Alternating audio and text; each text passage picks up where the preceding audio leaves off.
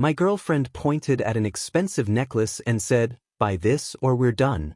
My response left the entire boutique in stunned silence. What started as a routine Saturday shopping trip turned into a moment that would completely change my life and expose the woman I thought I loved for who she really was. I'm David, 29, a civil engineer in Seattle who spent the last 6 years building a stable career and saving responsibly for the future. I drive a reliable Honda Civic, live in a modest downtown apartment, and believe in earning what you have rather than demanding it from others. When I met Paige 18 months ago at a friend's housewarming party, she seemed different from the materialistic women I'd encountered in Seattle's dating scene. She was beautiful, obviously, with that Instagram-perfect blonde hair and smile that could stop traffic, but she also seemed genuinely interested in my work designing sustainable infrastructure projects. Those first few months were incredible.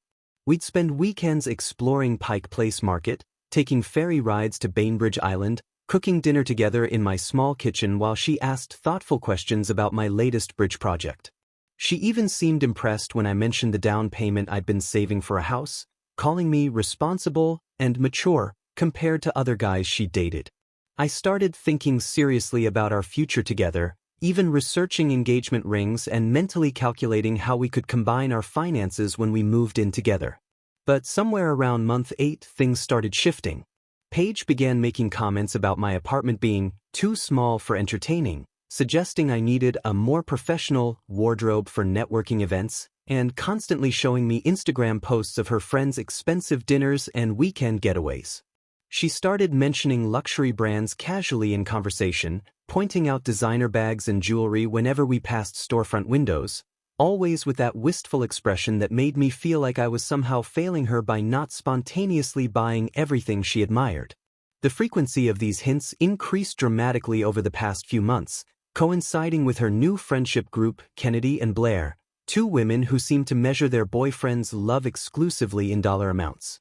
They'd share stories about expensive surprise gifts, spontaneous shopping sprees, and weekend trips to Napa Valley, always making sure Paige knew exactly how much everything cost. I watched the woman I'd fallen for gradually transform into someone who kept mental tallies of every restaurant bill and compared my gifts to what her friends received, turning our relationship into some kind of competition I didn't even realize I'd entered. That Saturday afternoon started innocuously enough when Paige texted me to meet her at Meridian Jewelry in downtown Seattle for what she called a quick stop during her girls' day with Kennedy and Blair. I arrived at the upscale boutique around 2 p.m., expecting to spend maybe 15 minutes looking at earrings or a bracelet before heading to our dinner reservation. Instead, I found the three of them huddled around a display case like vultures circling prey, their voices dropping to conspiratorial whispers as I approached. "David." "Perfect timing," Kennedy announced with that fake enthusiasm she always used around me, her perfectly manicured fingers gesturing toward the case. Paige found something absolutely stunning that would look incredible on her. I looked down at what had captured their attention and felt my stomach drop. Nestled on black velvet was a diamond necklace that belonged in a museum, not around someone's neck, an intricate design of white gold and stones that caught the boutique's lighting like captured starlight. The price tag, discreetly positioned beside it, read $12,000. "It's gorgeous," I managed, hoping my voice sounded more casual than I felt while mentally calculating that this single piece of jewelry cost more than most people's cars. Paige's eyes were locked on those diamonds with an intensity that made me uncomfortable, like she was already wearing it in her mind. "Isn't it perfect?" she breathed, pressing against the glass case. "I've never seen anything more beautiful in my entire life. It would be absolutely perfect for the charity gala next month." The charity gala I'd never heard about until this moment, conveniently timed with her discovery of a $12,000 necklace. Blair jumped in with practiced precision, clearly playing her assigned role in whatever script they'd rehearsed. "You know, Marcus just bought Kennedy that gorgeous tennis bracelet for their 6-month anniversary. $8,000, but he said she deserved to feel special." Kennedy nodded enthusiastically, extending her wrist to display the mentioned bracelet. He didn't even hesitate when I showed it to him. He just said, "Anything for my girl," and handed over his credit card. "That's how you know someone really loves you." I felt the trap closing around me as other customers in the boutique began glancing our way, drawn by the increasingly theatrical nature of their performance. The sales associate, a well-dressed woman in her 50s, hovered nearby with the practiced patience of someone who'd witnessed this exact scenario countless times before. The thing is, Paige continued, her voice taking on that particular tone she used when building up to something big, I've been feeling lately like maybe you don't see our relationship the same way I do. Like maybe I'm not worth investing in. Her words hit like calculated arrows, each one designed to make me feel guilty for not immediately reaching for my wallet. Kennedy and Blair's boyfriends understand that when you love someone, you want to show them how much they mean to you. You want to give them beautiful things that make them feel cherished and special. The other customers were definitely watching now, some pretending to examine jewelry while clearly listening to our increasingly public drama. I could see the sales associate's expression shifting from professional interest to uncomfortable recognition that she was witnessing a relationship manipulation in real time. Paige turned to face me directly, her voice rising just enough to ensure our growing audience could hear every word of what came next. So here's what's going to happen, David. You're going to buy me this necklace right now, or we're done. Completely done. The boutique fell silent except for the soft classical music playing overhead, creating this surreal atmosphere where $12,000 worth of diamonds glittered between us like the focal point of some twisted proposal scene. Kennedy and Blair flanked her like backup singers, their expressions mixing anticipation with barely concealed satisfaction that their plan was reaching its climax. I'm serious, Paige continued, her manicured finger pointing directly at the necklace. If you can't show me that I'm worth this investment after 18 months together, then clearly I'm wasting my time with someone who doesn't value me properly. I looked at her face, searching for any sign of the woman I'd fallen for, but all I saw was someone who'd turned our entire relationship into a transaction with a $12,000 price tag. The sales associate had retreated to a respectful distance, probably hoping this drama would resolve itself without her having to intervene, while other customers continued their pretense of shopping while openly staring at our public spectacle. Paige, I said quietly, trying to salvage some dignity from this humiliating situation, this isn't how relationships work. You don't issue ultimatums over jewelry. Her laugh was cold and calculated, designed for maximum impact on our unwilling audience. Oh, don't give me that moral high ground nonsense, David. This is exactly how relationships work when you're with someone who actually has standards. Someone who knows her worth. Blair nodded vigorously, clearly thrilled to deliver her scripted line. Exactly. If a man truly loves you, price shouldn't matter. Love finds a way. Kennedy chimed in with practiced timing. My Marcus would have already bought it without being asked. That's the difference between a real man and... She gestured vaguely in my direction, letting the implication hang in the air like expensive perfume. I felt something click into place then, a clarity I hadn't experienced in months of gradually escalating demands and emotional manipulation. Looking at Paige's expectant face, surrounded by her calculating friends in this overpriced boutique full of strangers watching our relationship implode, I realized exactly what my answer would be. Okay, I said, my voice carrying clearly through the suddenly quiet store. We're done. The silence that followed was deafening. Paige's triumphant expression crumbled into confusion, then shock, then something approaching panic as she realized her ultimatum had backfired spectacularly. Kennedy and Blair exchanged glances that clearly communicated this wasn't how their script was supposed to end. Even the sales associate looked surprised, probably more accustomed to seeing men cave under this kind of public pressure. Wait, what? Paige stammered, her voice losing all its calculated confidence.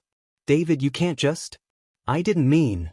You absolutely meant it, I replied, pulling my car keys from my pocket with steady hands that surprised even me. You said buy the necklace or we're done. I choose done. I walked toward the boutique exit, leaving behind 18 months of increasingly toxic behavior and financial manipulation, while behind me Paige's voice rose to near hysteria. David, come back here. You can't just walk away. David. But I was already pushing through the glass doors into the Seattle afternoon, breathing freely for the first time in months, while behind me the most expensive lesson of my life continued to unfold in front of an audience of strangers who just witnessed someone choose self-respect over submission to financial extortion.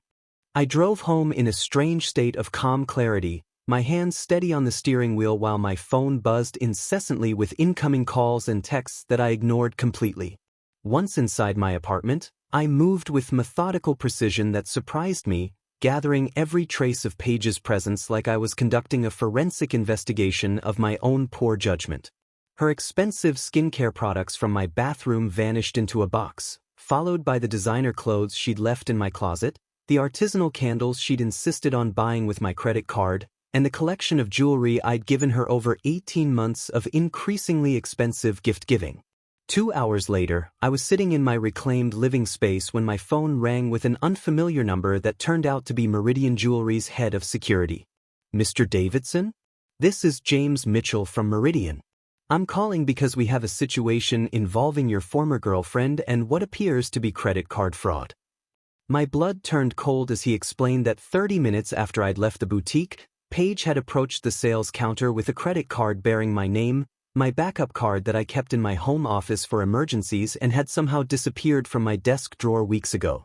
She attempted to purchase the $12,000 necklace you discussed earlier, claiming you'd sent her back to complete the transaction. When our system declined the card for insufficient spending limit authorization, she became quite agitated and demanded we call the bank to increase the limit immediately. Security footage from the store showed the entire sequence: our public breakup, my departure, and then Paige's return with Kennedy and Blair to attempt what was clearly theft using my stolen credit information. "We've contacted the police, Mr. Davidson, and they'll need to speak with you about pressing charges. The young woman is currently being detained for questioning, and her friends left the scene when officers arrived." I immediately checked my online banking and discovered what I'd been too trusting to notice before: a series of small charges over the past 3 months totaling $3,847 in purchases I'd never authorized. Spa treatments, designer cosmetics, expensive lunches, all charged to my backup card in amounts small enough to avoid triggering fraud alerts but significant enough to fund her lifestyle upgrades. When Detective Rodriguez called an hour later, her voice was professional but tinged with obvious disdain for Paige's behavior. "Mr. Davidson, based on the evidence we've collected, including store security footage and your banking records, we're prepared to charge Ms. Weber with credit card fraud, identity theft, and attempted grand larceny. The pattern of unauthorized charges suggests this has been ongoing for months."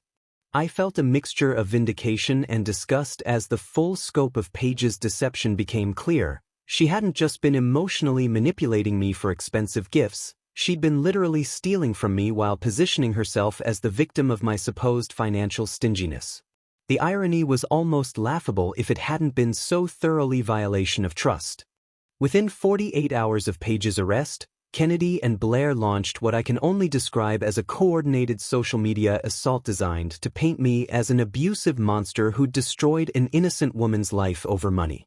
Their Instagram stories and Facebook posts painted elaborate narratives about my supposed controlling behavior, claiming I'd isolated Paige from friends and manipulated her into financial dependency before abandoning her when she needed help most. David Davidson is a psychopath who lured Paige into a fake relationship just to destroy her, Kennedy posted with crying emojis. He promised her everything, then had her arrested when she tried to buy herself something nice. This is what financial abuse looks like. Blair's version was even more dramatic, complete with screenshots of text conversations taken completely out of context to make my reasonable requests about shared expenses look like threats. Their campaign gained some initial traction among people who didn't know the actual facts, but their strategy backfired spectacularly when my lawyers subpoenaed their phone records during discovery. Hidden in Kennedy's messages was a group chat called Diamond Diggers, featuring all 3 women plus several others, dating back 8 months before my relationship with Paige had started deteriorating.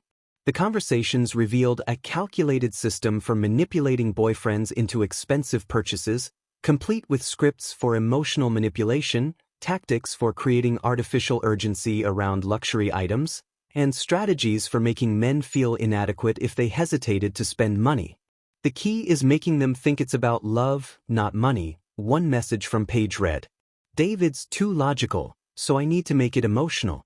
Kennedy, how did you get Marcus to buy the bracelet without asking questions? Their detailed discussions included advice on stealing credit information, creating fake emergencies that required immediate cash, and even recommendations for which men in Seattle's professional community had the highest earning potential. Blair had apparently researched my salary and savings account balance before Paige had even introduced us, treating our entire relationship as a business venture with predictable returns on her time investment. When Paige's parents contacted me 3 days later, offering to pay full restitution if I dropped the criminal charges, I could hear the desperation in her mother's voice that told me this wasn't their first experience dealing with their daughter's criminal behavior. She's learned her lesson, David. She's just a young woman who made some poor choices under pressure from bad friends. Surely you can find it in your heart to give her a second chance. But I'd already spoken with Detective Rodriguez about similar cases, and the pattern was always the same, enabling parents who cleaned up their adult children's messes while the behavior escalated until someone finally pressed charges and forced real consequences. The weeks leading up to trial brought increasingly desperate attempts from Paige to contact me, despite the restraining order that prohibited direct communication. She recruited mutual friends to plead her case, created fake social media accounts to send messages, and even showed up at my apartment building twice before security banned her from the property. Her posts on Instagram oscillated wildly between playing the victim and making thinly veiled threats, claiming I'd ruined her life over a misunderstanding, while simultaneously posting cryptic messages about revenge and karma. Meanwhile, she was apparently dating a series of wealthy men she'd met through dating apps, each relationship lasting exactly long enough for them to discover her expectations about expensive gifts and financial support. During this period, I received an unexpected call from a man named Marcus Thompson who'd seen news coverage of Paige's arrest and recognized her from his own nightmare experience 2 years earlier. She tried to lease a BMW using my credit information after we'd been dating for 3 months, he explained during our coffee meeting downtown. Told the dealership we were engaged and that I'd authorized her to handle the paperwork while I was traveling for work. If I hadn't gotten a fraud alert from my bank, she would have driven off with a $60,000 car in my name. Marcus had never pressed charges because Paige's parents had immediately paid the dealership's fees and convinced him she was just young and confused about their relationship status, but he'd kept documentation of everything in case she tried to contact him again. His evidence showed a pattern of behavior dating back years, with Paige systematically targeting successful professional men through carefully crafted dating profiles that emphasized her interest in serious relationships and financial security. She's not just opportunistic, Marcus told me, sliding a folder of screenshots and bank statements across our table. She's predatory. She studies men's financial situations before she even agrees to a first date, and she's got this whole system for escalating from small requests to major fraud. You're not her first victim, and you won't be her last unless someone finally holds her accountable. His information proved invaluable when Paige's defense team tried to portray her as a naive young woman who'd made impulsive mistakes under the influence of manipulative friends. The prosecution was able to establish a clear pattern of calculated financial exploitation spanning multiple relationships, with each victim targeted based on specific criteria related to income, savings, and perceived vulnerability to emotional manipulation.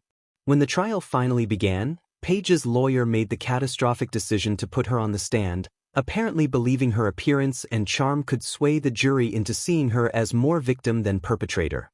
Instead, her testimony revealed the entitled, calculating personality that I'd glimpsed in the jewelry store, amplified by months of legal stress and the mounting evidence against her. David owed me those things, she declared when questioned about the unauthorized charges, her voice carrying that familiar tone of absolute certainty that had once made me question my own judgment. After 18 months together, after everything I gave him, he owed me security and beautiful things that showed he valued me properly. The jury deliberated for exactly 43 minutes before returning with guilty verdicts on all charges: credit card fraud, identity theft, and attempted grand larceny. Judge Martinez sentenced Paige to 15 months in prison, 5 years probation, and full restitution to all victims totaling nearly $18,000 when Marcus's case was included in the final calculation.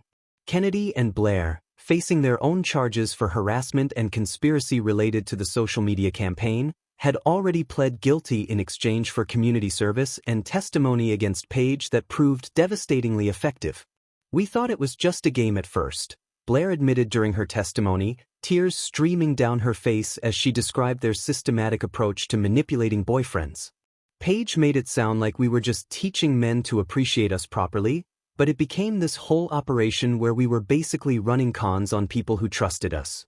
The courtroom was packed with other victims who'd come forward during the trial, including 2 men from Portland and 1 from Vancouver who'd experienced similar schemes during Page's college years. Her pattern was remarkably consistent: identify financially stable men through dating apps or social events, present herself as interested in serious relationships, gradually escalate financial demands while stealing credit information, then disappear or create dramatic breakups when confronted about the theft. When Page's parents made one final attempt to approach me after sentencing, offering to pay an additional $10,000 beyond the court-ordered restitution if I'd write a letter supporting early parole, I declined with the same calm certainty I'd felt walking out of that jewelry store months earlier. "Your daughter is an adult who made calculated decisions to commit fraud," I told them in the courthouse hallway while reporters and other victims watched nearby. "The consequences she's facing now are the direct result of choices she made repeatedly, despite having multiple opportunities to change her behavior." The experience had taught me something valuable about recognizing manipulation and trusting my instincts when someone's actions don't match their words. I'd started dating Emma Rodriguez, a fellow engineer I'd met through my company's professional development program, and the contrast was immediately obvious: someone who insisted on splitting dinner checks, who was genuinely interested in my work projects, who had her own career goals and financial independence that made her partnership valuable rather than costly. Emma had actually laughed when I told her about the necklace incident, calling it the most expensive personality test anyone's ever failed, and her perspective helped me see how the whole experience had been a gift that revealed Page's true character before I could make an even bigger mistake like proposing marriage. 6 months after the trial, I used my recovered savings plus the money I'd been setting aside for Page's expensive lifestyle to make a substantial down payment on a house in Queen and, finally free from the financial drain and emotional manipulation that had defined my previous relationship,